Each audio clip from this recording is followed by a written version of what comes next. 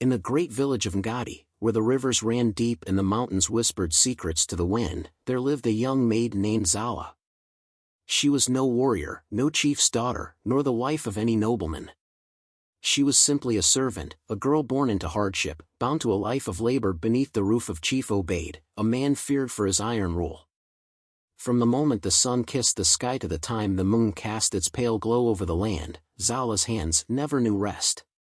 She scrubbed the clay floors of the chief's hut until her fingers ached, carried heavy pots of water from the well until her shoulders burned, and swept the dust from the grand hall where warriors feasted but never noticed her. She moved like a shadow, silent, obedient, unseen. But though life had beaten her down, it had not broken her. There was strength in her bones, quiet but unshaken, like the roots of an old tree. And where others saw weakness, Zala saw kindness as the greatest power of all. One evening, as she made her way to the village well, balancing a clay pot on her hip, she heard the whispers before she saw him. "The cursed one sits beneath the baobab," a woman muttered. "A bad omen," another spat. The baobab tree stood at the heart of Ngadi, ancient and sacred. It was said to be the bridge between the living and the dead, the roots digging deep into the world of spirits. And beneath its gnarled branches sat an old beggar. His clothes were torn, his skin cracked like dry earth beneath the sun. He was thin, so thin that his bones pushed against his weathered skin. The village children pointed and laughed, throwing pebbles at his feet. "Old man, have the spirits cursed you?" one boy jeered. The warriors sharpening their spears nearby turned their heads. Among them was Juba, a man known for his ruthlessness in battle. He frowned as he rose to his feet, stepping toward the beggar. "We do not welcome bad omens in Ngadi," Juba said coldly. "The gods frown upon weakness." The beggar did not flinch. He simply sat there, his back impossibly straight despite his frail frame. His dark eyes did not plead, nor did they carry fear. Instead, they held something deeper, something ancient. Zala hesitated. She knew the rules of the village. Strangers were not welcomed, and beggars were cast aside like fallen leaves. But when she looked into the old man's eyes, she did not see a curse. She saw something else, endurance, wisdom, something unspoken yet powerful. Before she could stop herself, she stepped forward. She knelt beside him, ignoring the gasps of the onlookers, and dipped her fingers into the cool water of her pot. Lifting her hand to his lips, she whispered, "Drink, grandfather." A hush fell over the villagers. Someone spat on the ground. "He is cursed, girl. You invite ruin." But Zala did not care. She tore a piece of flatbread from her pouch and placed it in the beggar's hands. The old man studied her, then slowly smiled. His fingers, rough like the bark of a tree, brushed against hers. "The spirit world watches," he murmured. "What you give today will return to you tenfold." A shiver ran down Zala's spine. His voice was low, knowing, like the wind whispering through the baobab's leaves. And then, just as the warriors moved to chase him away, the beggar stood. He did not argue, did not beg. With slow, deliberate steps, he turned and disappeared into the shadows of the night. The night in Ngadi was thick with silence, broken only by the rustling of banana leaves that lined the village paths. The air carried an unusual chill, though no storm threatened the land. Somewhere in the distance, a lone owl hooted, its voice stretching long into the night before vanishing into the darkness. Inside the servants' quarters, Zala lay curled on her woven mat, exhaustion weighing down her limbs. The day's labor had left her body sore, but sleep did not come easily. Her mind lingered on the old beggar, the weight of his fingers against hers, the strange certainty in his voice. "The spirit world watches." The thought sent a shiver down her spine. She had done nothing but offer kindness, yet the fear in the villagers' eyes had been real. Outside, the wind shifted. It did not howl, nor did it roar, but it moved like something alive, curling through the trees, slipping through the cracks of mud huts, breathing through the village like a whisper from unseen lips. Zala stirred. The warmth of her mat melted away, and suddenly, she was no longer inside the hut. She stood at the edge of a great river, the sky above her a deep, endless black. The river was unlike any she had ever seen, not blue, not murky brown, but gold. Its waters shimmered, bending and twisting in unnatural currents, flowing backward instead of forward. A sense of unease crept into her bones. She took a hesitant step forward, and her bare feet sank into soft, wet earth. The river called to her, humming with an ancient rhythm, like a song sung long before her birth. Then came the voice. Deep. Vast. Echoing from everywhere and nowhere. What is lost shall be found. What is low shall rise. The words settled into her chest, heavy yet intoxicating. Zala turned, searching for the speaker, but the river stretched empty in both directions. The golden water churned, its glow flickering like fire. She tried to move, but her feet would not obey. The whispering wind grew stronger, whipping through her hair, tugging at the hem of her simple cloth dress. Then, as suddenly as the vision came, it shattered. A loud drumbeat rang through the night. Zala gasped awake, her heart pounding. The servants' quarters were dark, but the echoes of hurried footsteps carried through the walls. She pushed herself upright, her breath ragged, her hands gripping the rough fabric of her sleeping mat. Another drumbeat. Then another. Urgent. Unrelenting. Something was wrong. She scrambled to her feet and rushed outside. The village square flickered with torchlight, warriors gripping their spears, their faces carved with worry. Women clutched their children, whispering hurried prayers. Zala's stomach twisted. At the far end of the square, Chief Obaid stood, his silhouette rigid against the firelight. His gaze was locked on something, or someone, at the village gates. Zala followed his stare, and her breath caught in her throat. There, just beyond the flickering flames, stood a figure wrapped in a dark cloak. The wind howled. The village held its breath. The beggar had returned. The first light of dawn painted the sky in soft gold and crimson, casting long shadows over the village of Ngadi. Smoke curled lazily from the cooking fires as the villagers stirred from their huts, stretching limbs weary from the restless night. The whispers of the wind had faded, but unease still clung to the air like the remnants of a bad dream. Zala had barely closed her eyes after the night's strange events. Her thoughts churned, looping back to the vision of the golden river, the voice that had spoken words of fate. And the beggar, his return beneath the torches, silent yet commanding. The warriors had kept him at the gates, their spears lowered but their gazes wary. But before any decisions could be made, the sky had begun to pale, and the chief had ordered everyone to return to their homes. Now, as Zala carried her water pot toward the village well, she felt the ground beneath her tremble. A deep, rhythmic thunder rolled through the air, not from the sky, but from the earth itself. She turned just as the first riders emerged from the horizon. A caravan unlike anything the village had seen in years approached Ngadi. Great horses with golden saddles strode in perfect rhythm, their hooves pounding against the dirt path. Atop them sat warriors clad in deep indigo robes, their faces partially concealed beneath embroidered veils. Their spears gleamed in the morning light, and banners stitched with ancient symbols flapped in the wind. At the center of this grand procession, atop a throne draped in lion's skin, sat a man. His posture was regal, his gaze unwavering. The golden crown atop his head caught the sun, casting sharp reflections across the land. His robes, embroidered with patterns older than memory, spoke of power, of lineage. The people of Ngadi had barely taken in the sight before the truth struck them like a bolt of lightning. Gasps broke through the air. The markings, an elder whispered, falling to his knees. More voices joined him, hushed, reverent. It cannot be. The lost king, returned? Zala stood frozen, gripping the edges of her water pot so tightly that the clay dug into her palms. She knew that face. The man beneath the golden crown, the ruler who now commanded the awe of an entire village, was the same beggar she had given food and water to beneath the sacred baobab tree. Her heart slammed against her ribs.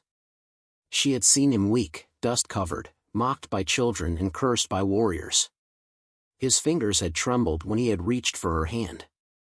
But now, his hands rested on the arms of his throne, steady, powerful. The villagers prostrated themselves, foreheads pressed into the earth, voices rising in praise. Zala did not move. Her breath came quick and sharp, her thoughts a tangled storm. How could a beggar return as a king? And more terrifying still, why had he chosen this moment to come back? The village of Ngadi trembled with a silence that was louder than any battle drum. Dust settled beneath the hooves of the royal horses, and the air itself seemed to hold its breath as King Iduwu stepped down from his throne. His golden robes caught the morning light, his every movement commanding the reverence of those around him. But his gaze was fixed on only one person. Zala. She stood among the crowd, frozen as the king's piercing eyes sought her out. Whispers rippled through the villagers. The beggar, no, the king, had called for a mere servant girl? Chief Obaid sneered, his lips curling in amusement. Surely, this must be a mistake, he muttered under his breath. A girl with hands stained from scrubbing my floors is not worthy of the king's attention. But before his laughter could spread, a warrior stepped forward, the blade of his spear glinting dangerously. The chief's amusement died in his throat. King Iduwu's voice rang out, firm and unshakable. In my darkest moment, when I had nothing but the rags on my back, this girl showed me kindness. His gaze never left Zala. When others turned away, she gave. When I was mocked, she defended. Spirits have spoken, I must repay my debt. Gasps rippled through the crowd. Zala, still numb with shock, felt her legs weaken beneath her. She had only acted out of instinct, out of simple kindness. She had not expected anything in return, least of all this. The king extended a hand. Step forward, Zala. With hesitant steps, she obeyed, her heart pounding against her ribs. You have a choice, the king declared. Take riches beyond measure, land to call your own, a life of comfort. The crowd stirred, eyes gleaming with envy. It was an offer most could only dream of. Zala lowered her gaze, hands clenched at her sides. She thought of the years spent as a servant, the endless toil, the cold nights on the hard earth. Yet, something inside her refused the weight of gold. I want nothing, she whispered. The king's brow lifted, but instead of anger, a slow smile spread across his face. Then I shall give you what you have never had, he said, his voice both soft and resolute. Freedom. A hush fell over the village. Chief Obaid's face darkened, his fists curling. Zala had been nothing more than a possession to him, a tool to be used and discarded. And now, she was beyond his reach. The villagers erupted in cheers. Women clapped, children laughed, and men bowed their heads in respect. Zala felt the weight of invisible chains lift from her shoulders. But then, the air shifted. A deep, raspy voice cut through the celebration like a blade. The spirits are not done. The witch doctor stepped forward, his eyes clouded with something beyond human sight. His staff, adorned with bones and beads, struck the ground with a hollow thud. Fate does not shift without a cost, he warned. A strange wind rustled through the village, whispering through the trees like a voice unheard yet felt.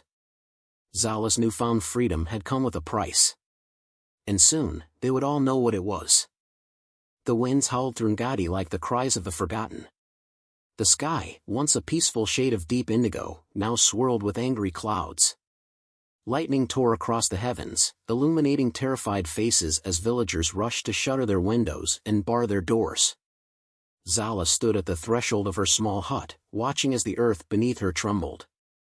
The river, once clear and life-giving, churned thick and black, its surface bubbling as if something ancient stirred within.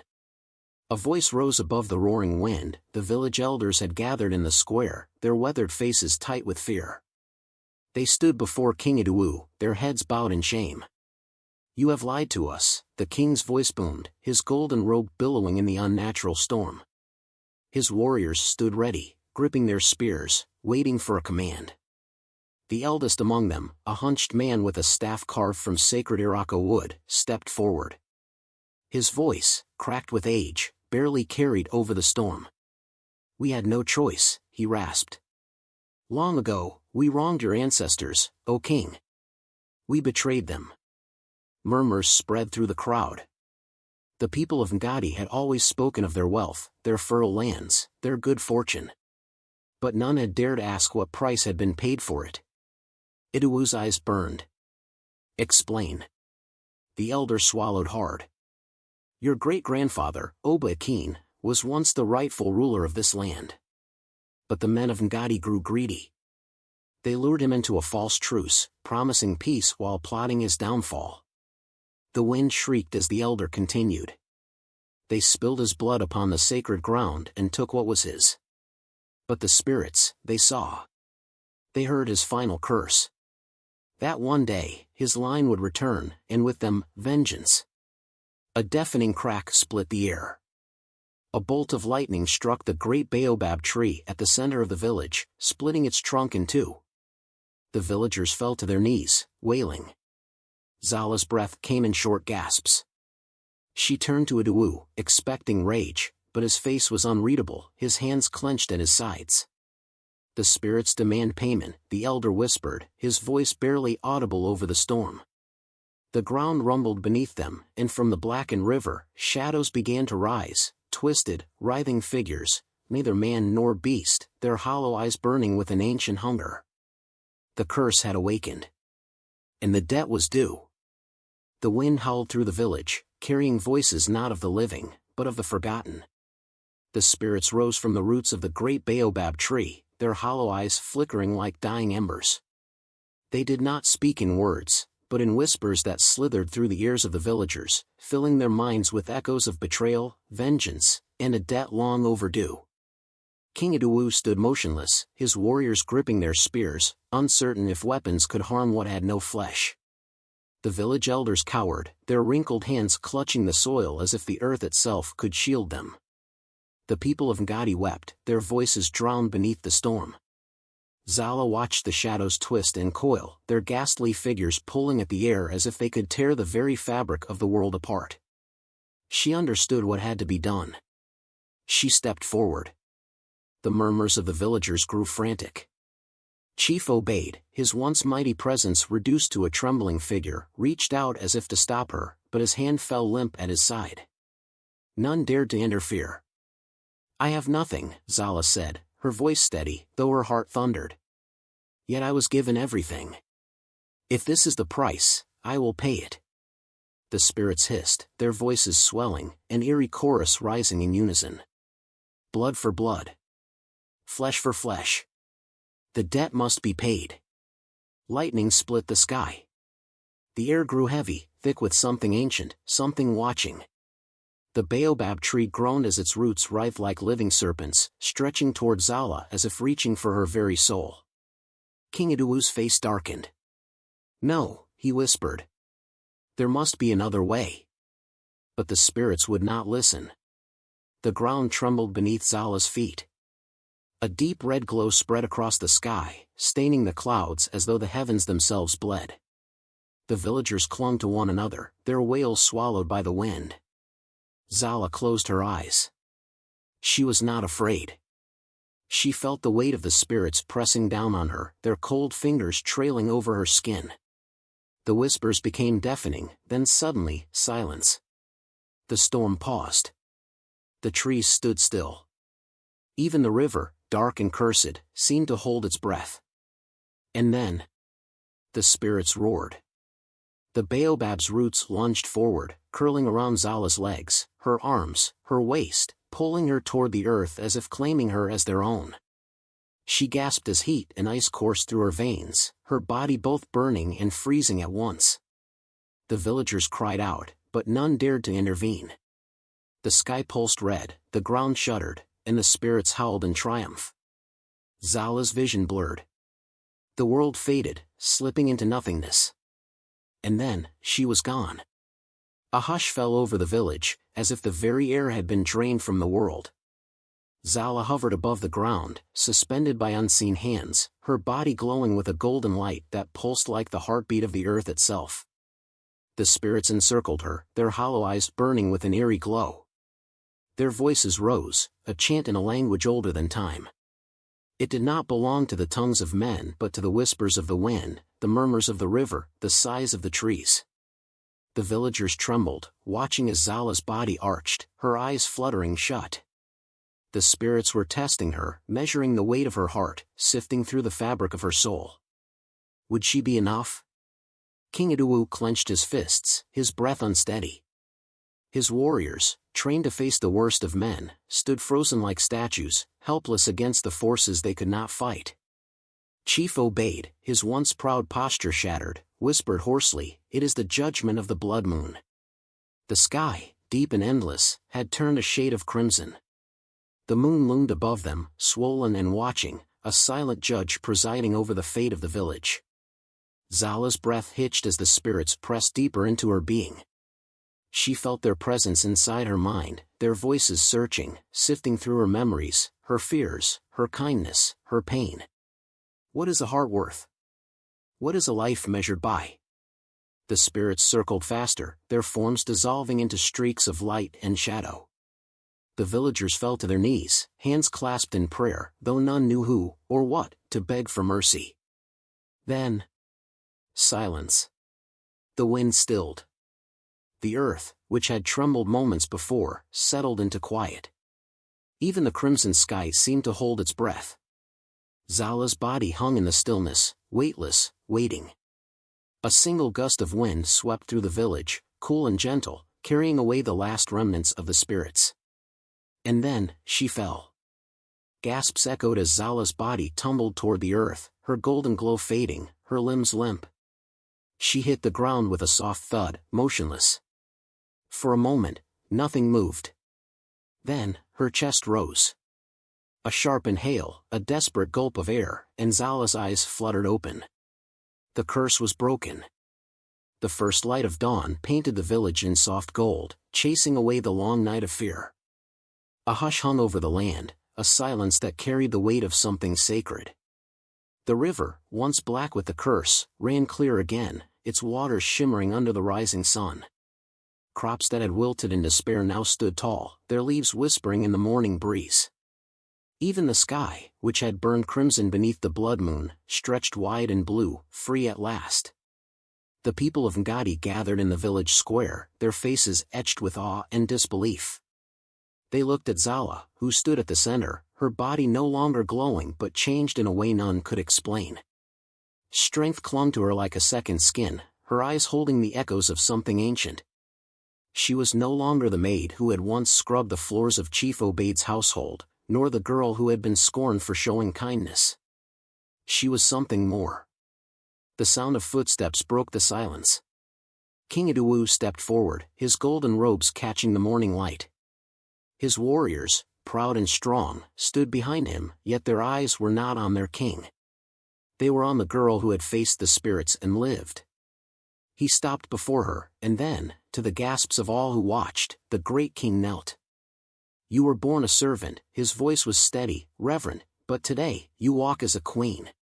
The people of Ngadi fell to their knees, their heads bowed, their voices murmuring the name that would never be forgotten. She who defied fate.